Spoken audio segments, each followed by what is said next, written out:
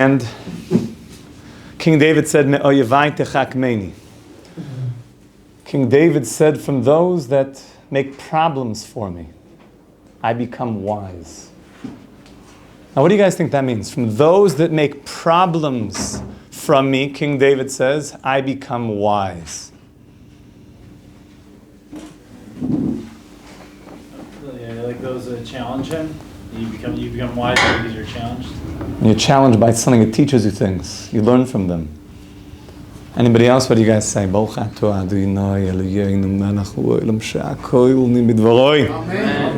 Is he talking about the Yetzer Hara? He's talking about the Yetzer Hara, and he's also talking about physical problems and people that were making problems in his life. So I want to tell you something that was very profound that Rav Weinberg, of blessed memory, would speak about, and Rav Shach would speak about. He said, I think we should learn from Hitler. Yimach Shemo. He said, how could we learn from him, such a horrible person? He said, here's somebody who killed 6 million. And he was organized. And he was detail-oriented. And he said, you know what we can learn? If somebody can kill 6 million, then we can save 6 million.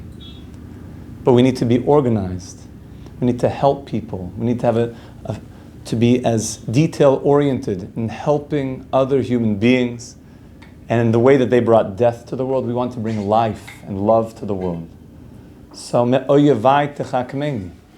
To learn from those that are doing negative things, we can learn from them for the side of positivity. It's a very amazing way to think. The more you learn the Psalms and the words of King David, it will change your life forever.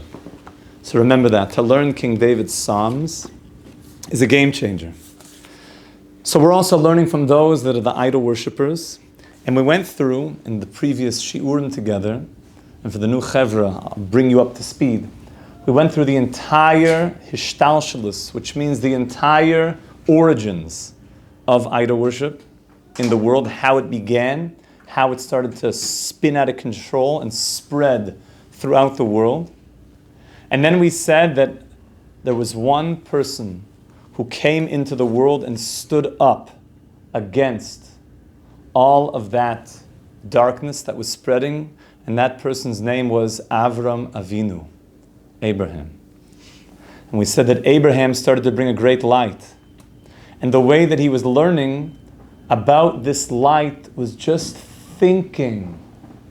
Just thinking, does it make sense to worship something finite? Where did that finite thing come from? It must have been created by something. And this is what's called the shoitet bedaitai. He was wandering, he was exploring, he was thinking, he was having organic thoughts about what's the world all about. He wasn't bogged down by all the I support the latest thing, or whatever the thing is. And just the cognitive dissonance. He was just, what is it all about? Let me cut to the truth of the matter.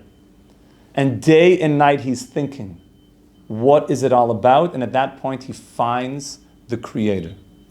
Now we're going to speak about what he did.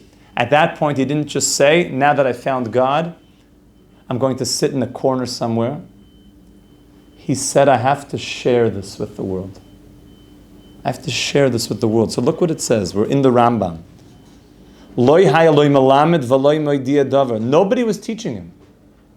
He came to these truths as being self-evident. He understood that there's certain truths of the world that if you just stop and think and give yourself space to think about life and the purpose of life, you will arrive at certain answers. But the problem is there's always a force that's keeping us super busy. Just stay busy. Just you have the next thing you have to do, and the next deadline, and the next project, and the next assignment, and the next thing, and then the next thing, and then the next message. I never say anything. Because you do the next thing. This is the strategy of Pharaoh, by the way. Paro and Mitzrayim. That when the Jews were in Egypt, it's the same thing. He just kept us busy. If you're so busy, you don't even remember that you're a slave. Just be busy. Keep them busy. The Romans had something else, they called it bread and circuses. Just give them bread and circuses, and they won't ask too many questions. Just keep Netflix flowing. Just keep some basic stuff going, and the masses won't question too much what's going on. Just hand it another little idol, keep things fresh, people won't ask questions. And Avraham Avinu, Abraham said, I don't accept that. I want to know, what is life all about? What is life all about? And he allowed his own mind to start thinking. Where was he positioned at that point? He was a mushka b'ur kastim ben oivdei koichav matipshim. He was completely sunk in a world of idol worship, and even his parents were involved, and even Abraham was involved. This is where we're up to. Okay, I brought the oilam up to speed. Now we're all on the same page. And now look, the Ram says again, the liboy mishoitet, again, but now umevin. So it began, first he was shoitet b'daitoi, and then mishoitet umevin. His mind was wandering more, and his mind started to understand what life is all about. Just by doing something which is very uncommon nowadays, just thinking. Just spending time actually thinking. Who needs to think? You just put anything into ChatGPT and you're finished. Right? I remember in the good old days, people used to think, that, Grandpa, don't be so old, Yeah, people used to think in my day. I think that's like a whole bit by The Simpsons, that like the old person, I remember in my days. I think it's one of their family, Homer's father. It's like always the bit. Back in the olden days, the old country.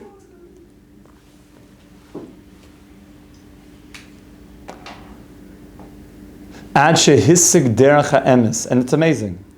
Do you know what happens when you start thinking for real? You come to the truth. You come to the truth. Ve'haven kavat tzedek. And he saw that there's a pathway of truth, by using his brain. And just spending time being authentic and intellectually honest with himself. Of what is life all about? What's the purpose of life? Do my actions have consequences? And he knew at that point that there is God who is one. And it's God, the infinite one, that's moving finite existence. Bora hakol, and who created everything. There is no other God but God. Hardcore monotheism. We're inside of God.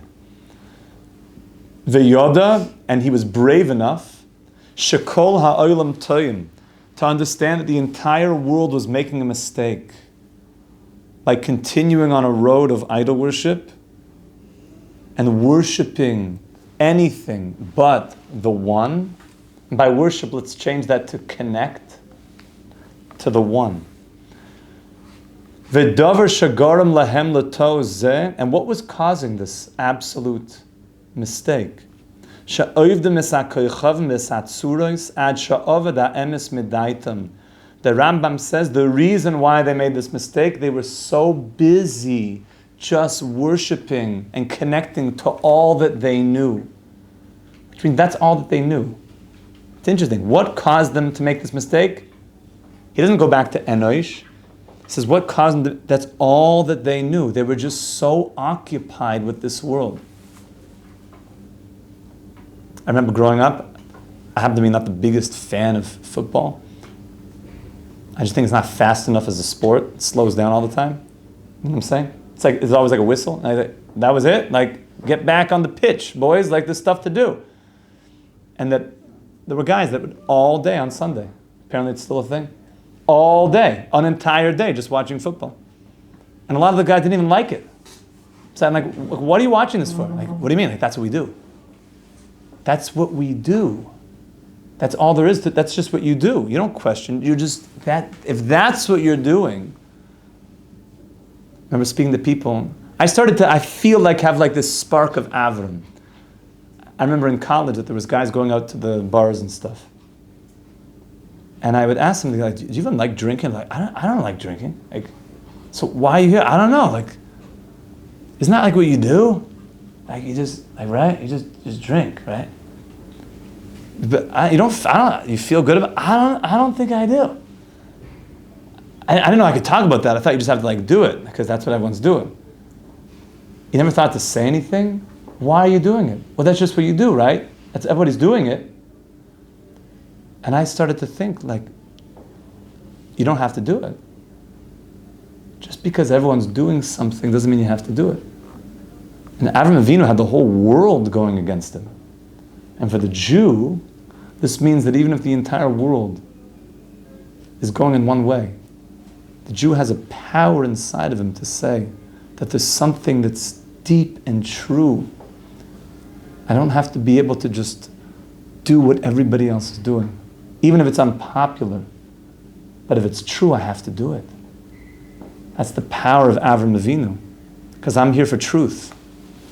We're all here for truth. And we get that from Avram. It's in our DNA, my friends. It's encoded in our DNA. How old was Avram when he got to this high-level state? When did he start that journey? When he was 3. When he was 3. Uben Arboim, and when he was 40, Hikr Avram es Boirei. Then he became even more deeply connected to that reality. But you see, even for Avram, it was a journey. 3 was a basic awareness. And then 40 was an absolute connection to this reality. Shane, you were going to say?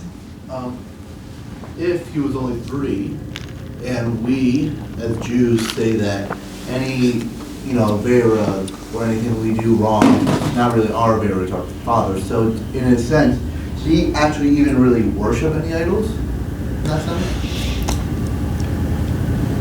Until 20, there is a certain law that says that a person doesn't have full punishment from Shemayim. When a person's 13, he really does have responsibility for his actions, though. But even from a young age, there are certain things that we try to train our kids to be aware of. Avraham Avinu was trained in this. He was trained in idol worship. But he started to come to it himself and just feel like something feels off. Something just doesn't feel right about this life. And in a certain way, it's even more heroic, because at such a young age, he started just to recognize and intuit something is not okay with this. But did Avraham Avinu stop at that point and just say, you know what? I found a path of truth. So I'm going to just hang out, have a nice family life, and just let the world do their thing and I'll do my thing. No. Avram felt that I have a responsibility. If I've come to a certain awareness of the Creator, I have a responsibility to share that with humanity, because they're part of this as well. Yeah, Dylan. So, Avraham left his father's house at 70, right? He was 70 years old when it said, go from your father's house? Yeah. So what, took that long? He was 3 years old and, had this belief. You said at 40 it was solidified, So he stayed in Ur Kasdim. So look, the Rambam's going to go through. He stayed in Ur Kasdim, and he started to. It's interesting. Seemingly, he would have just left. He's like, I'm leaving idol worship central. I'm going to, a holy place now. So look what it says. Kivin shehikr v'yoda. That's another level. Hikr and now yoda. This is going to, I think, start to answer what he was doing during that time. Hitchel lahashiv tshuvas. He started to derive answers, to have conversations with all the people in his community. He didn't feel like, I'm out of here. It looks like he felt a responsibility that, al b'nei Ur Kasdim, larach din imam. He said, let's set up debates. So let's set up debates. Let's speak this out. Looks like he was making Rogan podcasts with the guys in the community, and he's saying, let's actually speak this stuff out. You guys really think that the Baal Pa'or is where it's at, and the whole thing, we won't get into the details of that. You're really into that? Can we just have a conversation about this? Can we just speak this out? You know what I'm saying? Maybe there's something that you guys are missing. I know that like you have an unbroken chain, which that actually doesn't go that far back to Enosh, that like this is what people do. Can we talk about this for a little bit? Like as mature adults? That's what he started doing. So maybe one of the ways to understand it is he didn't feel that it was right to leave. He felt responsibility. I have to stay here in Ur Kasdim and start to help the people around me. Yeah. What age did he smash the idols? It looks like it could have been 3. At 3.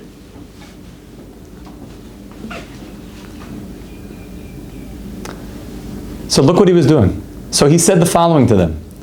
She'ein zu derech ha'emes. There's a few numbers, by the way, that go around that we have. We have 40, we have 48, we have 3,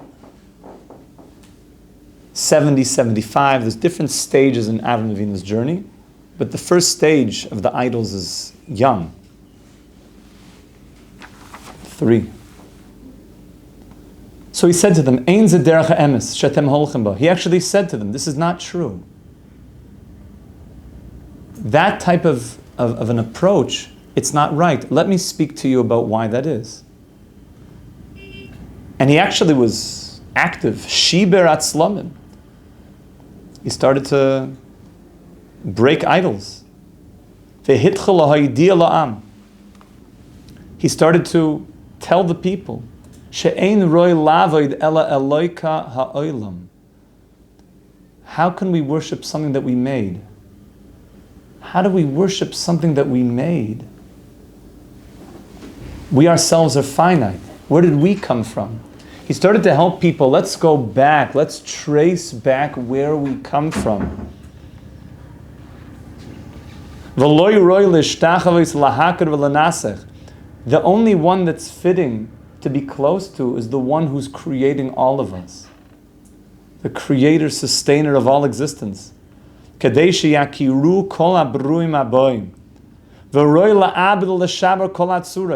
it's fitting and appropriate that anything that would distract a person or pull a person into an awareness or a skewed awareness that the infinite one is somehow not infinite, that has to be broken, that has to be removed.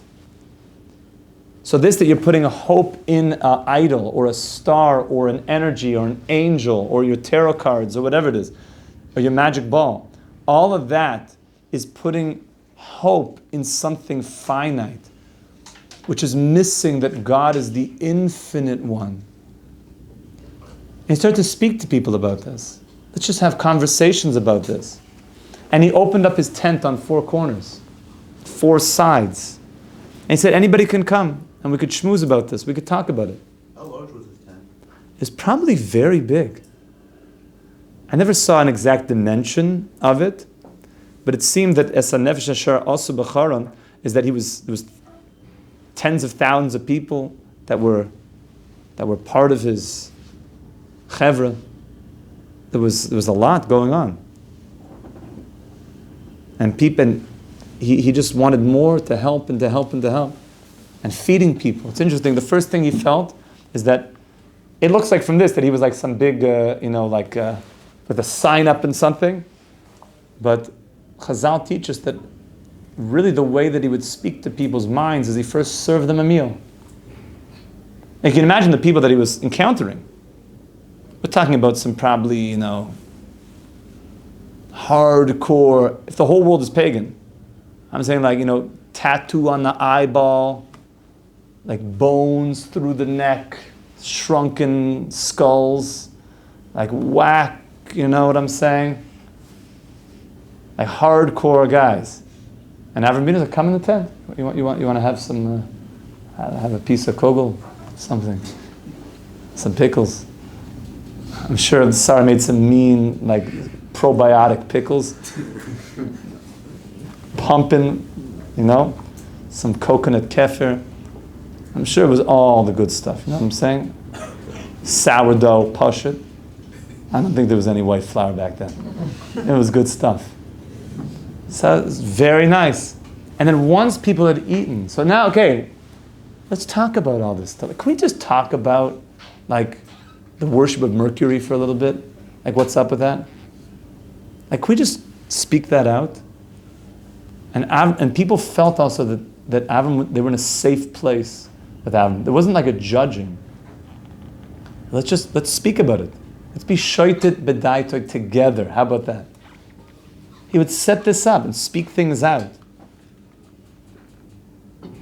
Kedei shelo yitu behem kol ha'am k'mo elu, shehem medam she'ein sham Eloka ela elu.